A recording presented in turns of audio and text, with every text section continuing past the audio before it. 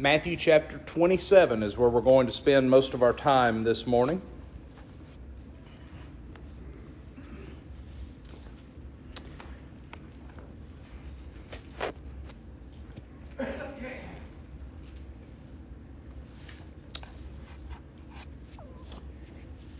Danny Brown, would you lead us in a word of prayer? Heavenly Father, we're thankful for this opportunity we have to gather together in thy name. We're thankful, Lord, for the love that you have for us, the perfect sacrifice that was given for us. We're thankful, Lord, for this congregation, for the love that we have for each other. We pray, Lord, that we always will proclaim thy word of truth. Always teach when we have the opportunity to those that are willing to listen. We're so thankful, Lord, for this day that you've given us, this week that you've given us in our life. We ask all this in Jesus Christ's name. Amen. Amen. Last week we began looking at this period of time immediately following the death of Christ. We discussed a couple of the prophecies that had to be fulfilled during this time in order for Jesus to meet all of the requirements of being the Messiah. What I want to do this morning as we begin our study, I want to back up to verse 57 and let's read down through verse 61 and we'll pick up our discussion where we left off last week. It says, "When the even was come, there came a rich man of Arimathea named Joseph, who also himself was Jesus' disciple. He went to Pilate and begged the body of Jesus. Then Pilate commanded the body to be delivered. And when Joseph had taken the body, he wrapped it in a clean linen cloth, laid it in his own new tomb, which he had hewn out in the rock. And he rolled a great stone to the door of the sepulchre and departed. And there was Mary Magdalene and the other Mary sitting over against the sepulchre." Evening had come. In the Jewish system of time, evening consisted of 3 p.m. until 6 p.m. We understand that Jesus breathed his last at 3 p.m. And we talked a little bit last week about the fact that in order for the prophecy to be fulfilled, the prophecy that he had given, the fact that just as Jonah was 3 days and 3 nights in the belly of the great fish, so would he be in the heart of the earth, indicating that he would be in the tomb for a period of time over a 3-day period.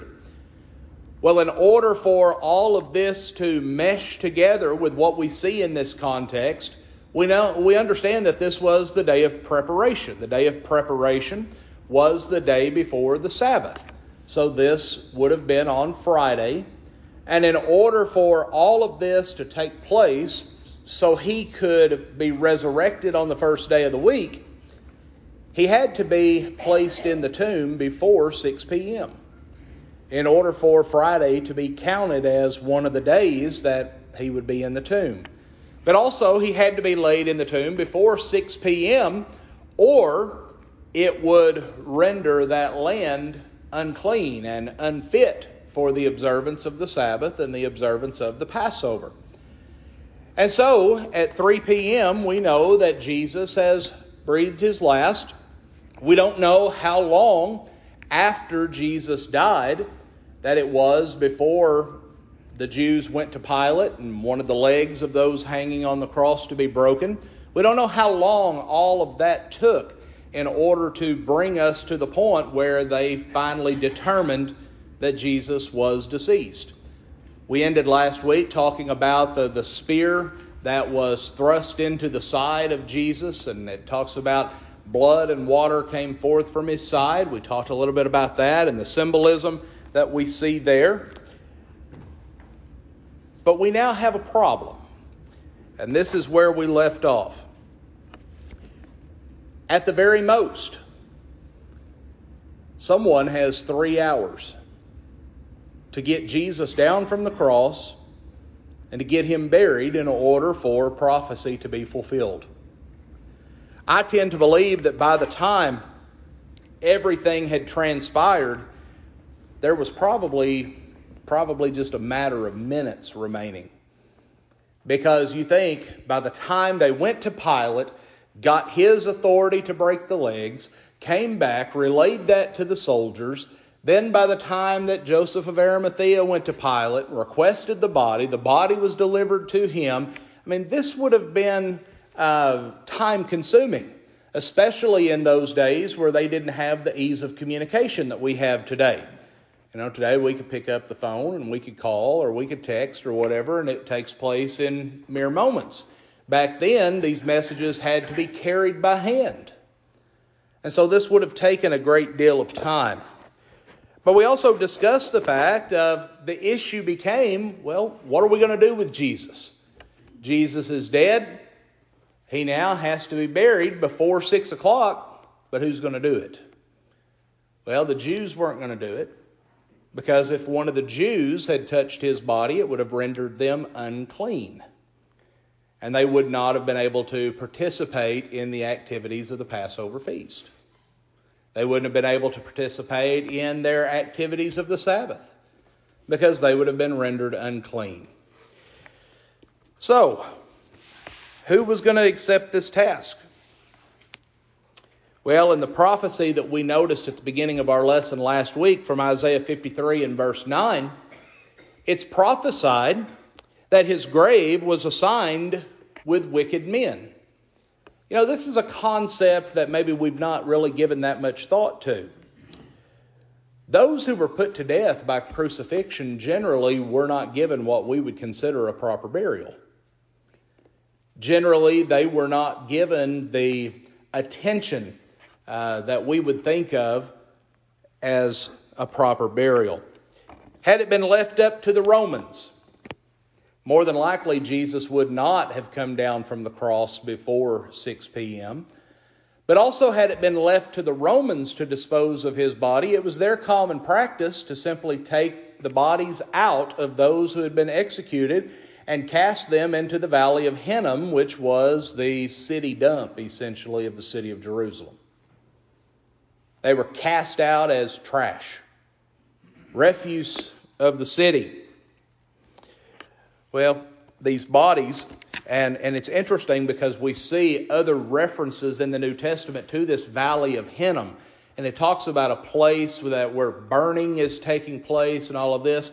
Occasionally, they would come in and they would set fire to this valley of Hinnom to try to destroy some of that trash, some of that refuse that would be there. And so the Jews came to view this place as a cursed place. A place that they would not visit because it was such a abysmal location. It's kind of like what we would think of today if we wanted to go and visit a landfill somewhere. It's not something that most people want to do. It's a place that most people avoid. Well, that's kind of how it was with the Valley of Hinnom. But that wasn't going to be the fate of Jesus. Even though the prophecy said that this technically should have been the location. His grave was assigned with wicked men. He was put to death on the cross, and those who died on the cross were all cast out with the refuse of the city. But that wasn't going to be the case with Jesus. But what about his disciples? Why didn't they claim his body? Well, his disciples had fled. Only one of his disciples was present there at the cross, a man by the name of John. John was the only one that was there. Now, as we saw last week, there were quite a few ladies who were his disciples who were there, who were present. But those ladies, they did not have the resources nor the authority to claim the body of Jesus. So it wasn't something that they were going to be able to carry out. So it was going to fall upon someone else. Well, the Bible says that there was a rich man who had come from Arimathea, and his name was Joseph. He had become a disciple of Jesus. He recognized the situation that was at hand, and he stepped in and he took that authority.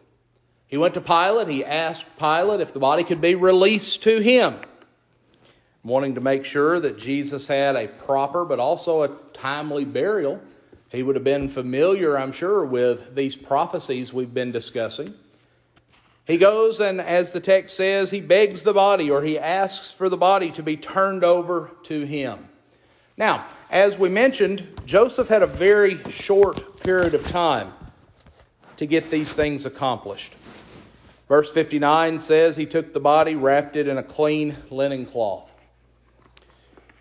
You know, many times today it's not all that uncommon for families to wait a week or longer for there to be some type of services held, for them to, as we would say, carry out those final arrangements. I've actually had one that we waited right at a month before we had services, just because of circumstances that were there.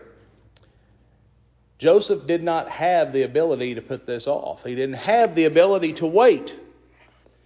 There was no time to do the normal preparations of a body for burial. There was no embalming that took place, even though it was available at that time.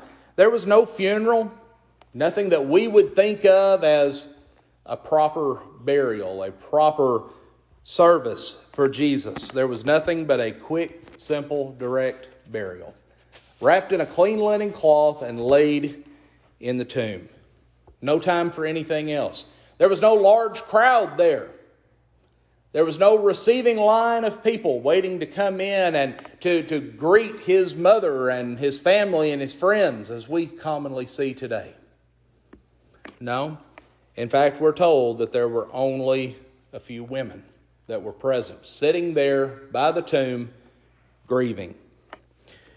But we notice that even this location was prophesied.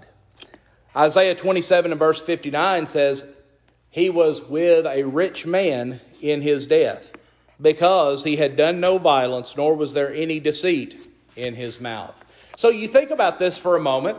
It's saying, even though his grave was assigned with wicked men, even though that should have been what happened, because Jesus was not evil, because he was an innocent man, he was buried in the style of a rich person.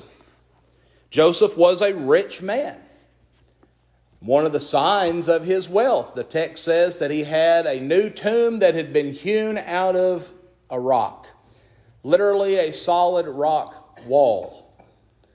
This tomb had been carved out of. And it says here, he took and laid Jesus in his own new tomb, which he had hewn out in the rock. And he rolled a large stone against the entrance of the tomb and went away. You know, it's interesting whenever we see things like this, see these little details. You know, entombment is still seen as the rich man's way to be buried. You know, you go to some of these large cemeteries, especially in larger cities, and you'll see all of these great mausoleums that have been built, and you look at the names that are on those mausoleums, and oftentimes they're the names of very wealthy families. And as a sign of their wealth, they're not buried in the ground like everybody else. They're not cremated and have their ashes scattered somewhere. No, they build these great monuments to themselves. Well, here we have Joseph, a rich man. And if the location of this tomb is in fact where tradition says the location of this tomb was, it was in a very prominent location within the walls of the city of Jerusalem. So this would not have been a place that a common man would have been buried. This would have been a place that was set aside specifically for someone important. Someone that had the wealth and the significance to be able to have a place like that. And so we notice the irony here, that even though the way he was put to death mandated that he should have just been cast out as trash, because he was innocent, because there was no violence, there was no deceit in his mouth, it was prophesied centuries before that he would be buried as if he was a wealthy person, as if he was a rich person. Now, with most people, this would be the end of the story, wouldn't it? You think about that. When we leave the cemetery in this life, generally that's the end of the story. We're left with nothing but our memories from that point forward. But that wasn't the end of the story with Jesus. I want you to notice, beginning in verse 62, and we're going to read down through the end of the chapter. Now the next day that followed the day of the preparation. Now stop right there for just a moment. The day of preparation, what did I say that was? It was Friday. So the day after the day of preparation would have been the Sabbath. A day of rest. A day that was set aside for worship and for attention to God, where they had regulations on their work and regulations on assembling together. Well, notice what the text says. On the day that followed the day of preparation, the chief priests and the Pharisees came together unto Pilate. They assembled on the Sabbath day. Something that was unlawful. Something that was sinful for them to do.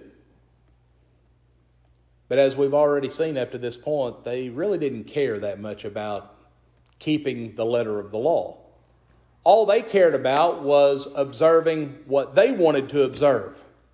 So here it is. It's the Sabbath day. It's a special Sabbath. It's the Sabbath of the Passover. But rather than being focused upon their traditions and their rituals and the things that go along with that day, they are more concerned with coming back before Pilate. I'm sure Pilate was tickled to death to see them. He thought he was done with these people. He had washed his hands of it. But they keep coming back, keep coming back. Now they've come together on the Sabbath. The chief priests, the Pharisees, they've all gathered together to Pilate, saying, Sir, we remember that deceiver said while he was yet alive, after 3 days I will rise again. So they had been thinking about all of this. And they said, we remember when Jesus was alive, he was going around telling people that after 3 days that he was going to rise again. So they had been listening. They had been paying attention to the things that Jesus said. And so they come to Pilate and they said, Command therefore, verse 64, that the sepulchre of the tomb be made sure until the 3rd day, lest his disciples come by night and steal him away, and say unto the people, He is risen from the dead. So the last error shall be worse than the first. So they say to Pilate, they say, he's told people that he's going to come back from the dead on the 3rd day, that he's going to rise on the 3rd day. They say, we want you to send some soldiers out and have these soldiers stand guard over the tomb. But notice that they're not afraid that Jesus is going to come back. They don't think that's going to happen. They said, we're afraid that his disciples are going to come, that they're going to steal his body to try to make everybody believe that he actually rose from the dead. They said, so send some soldiers out. Have them stand guard over the tomb until the end of that 3rd day, so that we can prove that Jesus really was a deceiver. Notice that's the term they used. That Jesus was just deceiving people. That this is not really what was going to transpire. So Pilate said unto them, You have a watch, go your way. Make it as sure as you can. Now notice verse 66. Remember, what day is this? It's the Sabbath. They've already assembled unlawfully, but now notice what they do in verse 66. So they went and they made the sepulchre sure, sealing the stone and setting a watch. So now they've broken the law of the Sabbath again, because they now go to the tomb and they work at securing this stone, making sure that that opening to that tomb is sealed as securely as they can, and they make sure that those soldiers are in place. So here, 2 times now, they've broken the law of the Sabbath. They didn't care. That's not what they were interested in at this time. So they come to Pilate, and again, I'm sure Pilate's just trying to get rid of these folks. He don't want to deal with them. He's just trying to keep the peace. Remember the thing with Pilate, he was a politician. His whole thing was, I've got to keep the peace with the Jews so that I keep my position. So whatever they want, he was going to give them. He says, okay, I'll give you a detachment of soldiers. I'll give you this group. You take them, you make this tomb as secure as you possibly can. So they go, they secure the tomb, they set these soldiers over it, and they depart. Now turn over to Luke 24. The events that happen next, I think Luke gives us the best description of.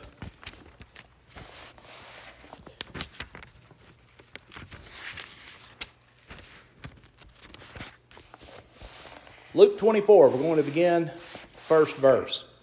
Now upon the first day of the week, so it's Sunday morning, upon the first day of the week, very early in the morning of the first day of the week would have begun at 6 a.m. So sometime shortly after 6 a.m., these events are taking place. Very early in the morning, they came unto the sepulchre, bringing the spices which they had prepared, and certain others were with them. Now this is talking about the ladies. These ladies have come to the tomb to prepare the body for burial. The things that Joseph had not had time to do on the day of preparation, because he had such a short proximity of time in order to get Jesus in the tomb. So now these ladies have come, and they are there to prepare his body for burial, to anoint his body with spices. And of course, and this is another point that's somewhat interesting to me. Most Jews today, at least those who are a part of the more traditional Orthodox and Hasidic sects of the Jews, they do not practice modern forms of embalming. They will still come in and they will, as we see here, they will anoint the body with certain oils and spices and things of that nature in order to ward off some of the effects of decomposition. Well, Jesus has been in the tomb. They knew that these traditions had not been carried out. There hadn't been time to do it. So they've come to the tomb. They're going to prepare his body for burial. Now, with that in mind, and if you have a different idea on this than I do, please feel free to share it. But to me, the fact that these ladies have come to the tomb with the intention of preparing his body for burial, it indicates to me that they still did not fully understand the resurrection. They still did not fully understand that Jesus, that his physical body was going to come back to life and come forth from the tomb. Because if they did believe that, then why would they be coming to carry out these burial rituals on the body of Jesus? I think that they did not fully comprehend this concept. It was something that they had been taught, something that Jesus had spoke to them about, but it was something that just didn't sink in. Something that they didn't fully understand at this point. Well, they show up at the tomb, verse 2. They show up there at the sepulchre and they find that the stone has been rolled away. I'm sure, and from some of the photos that I've seen, and like I said, if the location that traditionally is believed to be the tomb of Jesus, if that indeed is the tomb where he was laid, they would have been able to see this stone rolled away from quite a distance.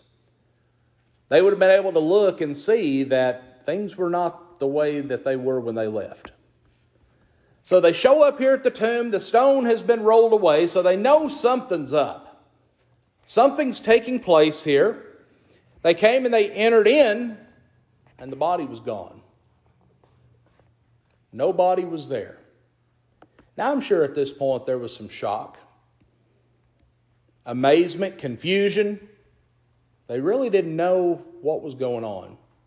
They just know they've showed up at the tomb to perform this burial task, and Jesus is gone.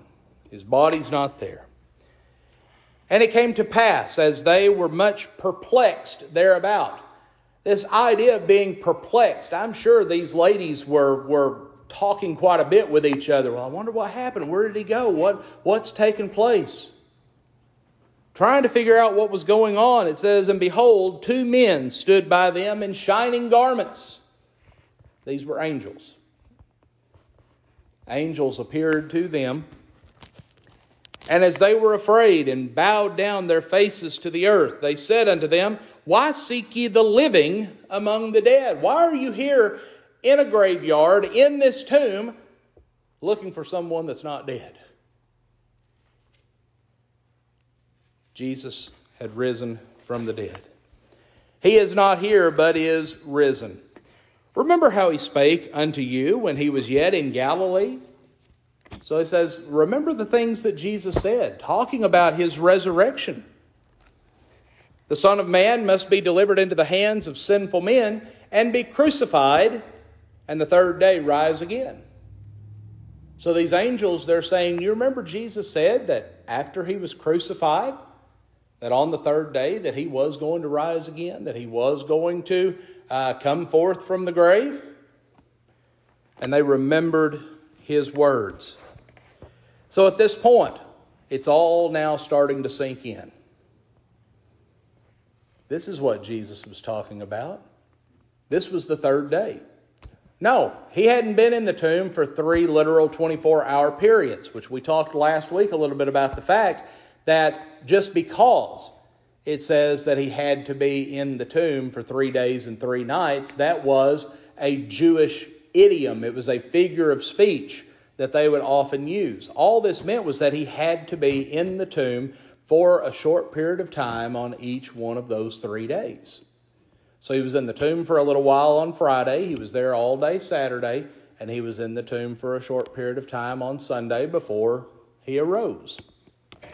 So now, they remembered the words that Jesus said, and at this point, they said, we've got to go tell everybody else about this.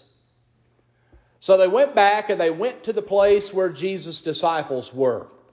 Those 11 remaining men that had been Jesus' closest followers, those men that we would come to know as the apostles, they went back to where these men were at. Verse 10 tells us who these women were: Mary Magdalene, Joanna, Mary, the mother of James, and other women that were with them. They went and they told these things to the apostles. Imagine the excitement that they must have had in their voices. We were just at the tomb. We went to anoint his body with spices, and guess what? His body's gone. He's not there. And while we were there, these 2 angels appeared to us. And they reminded us of what Jesus had said back in Galilee. Telling us, today's the 3rd day. And Jesus said that he was going to arise, and they told us that he's not dead anymore. Why seek the living with the dead? He's not dead anymore. Well, verse 11, the apostles didn't really believe what they were hearing.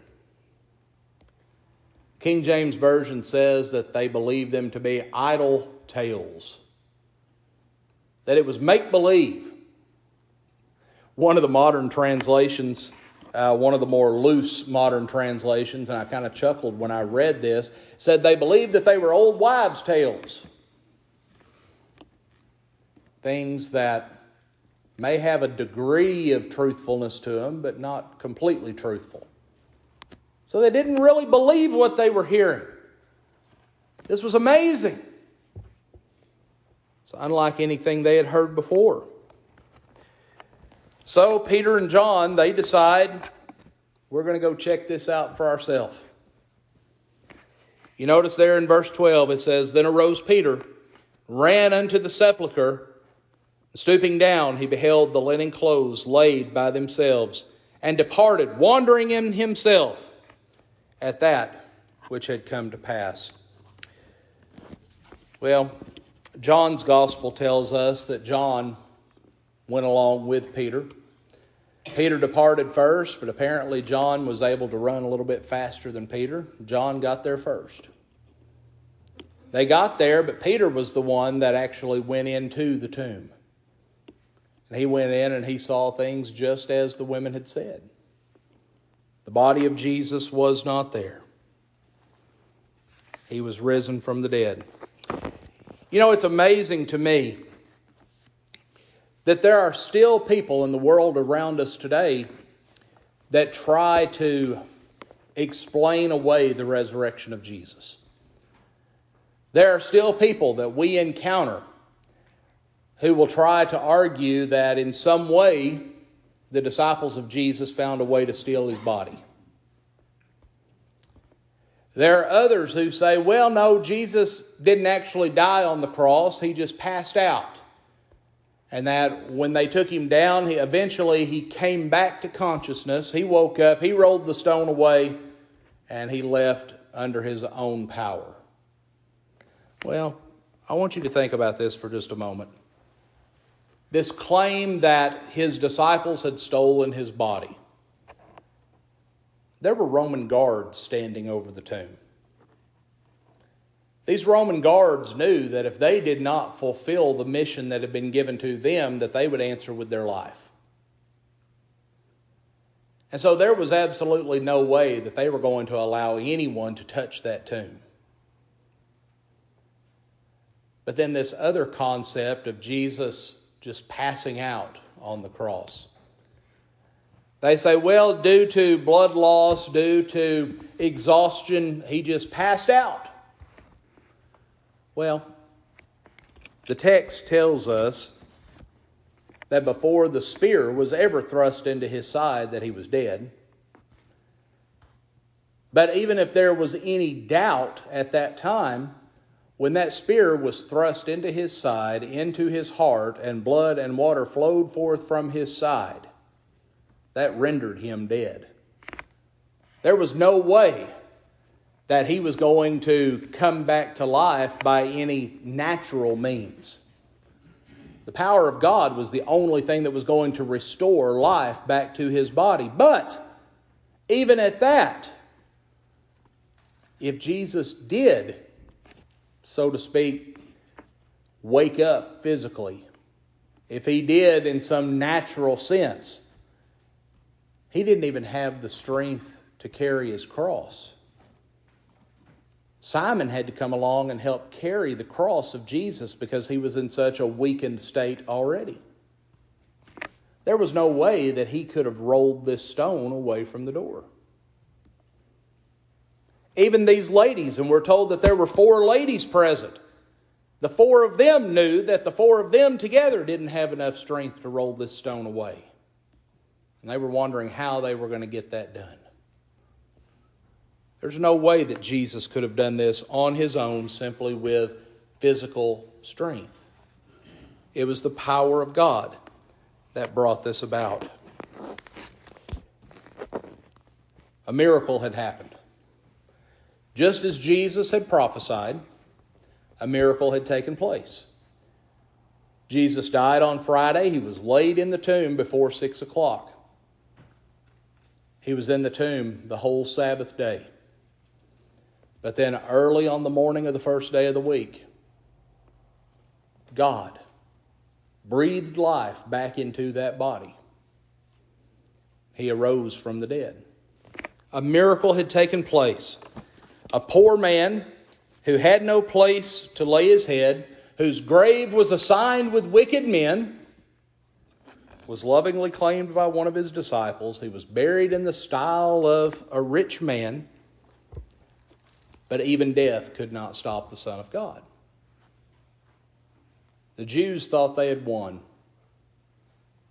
They thought, we've taken care of Jesus, his followers. They're eventually going to die out. This is going to prove that Jesus is just a deceiver. But a miracle took place. On the third day, he arose from the dead, proving once and for all that Jesus is the Son of God. Giving power to the gospel message, proving that through Jesus we too can have victory over death. We've spent quite a bit of time in our class on Revelation talking about this concept of victory over death. A child of God, even though this physical body may die, the spirit is going to live on forever. We will be victorious. Okay. Well, we're going to stop right there. We are out of time for this morning. And we will pick back up in Matthew 27 next Sunday morning.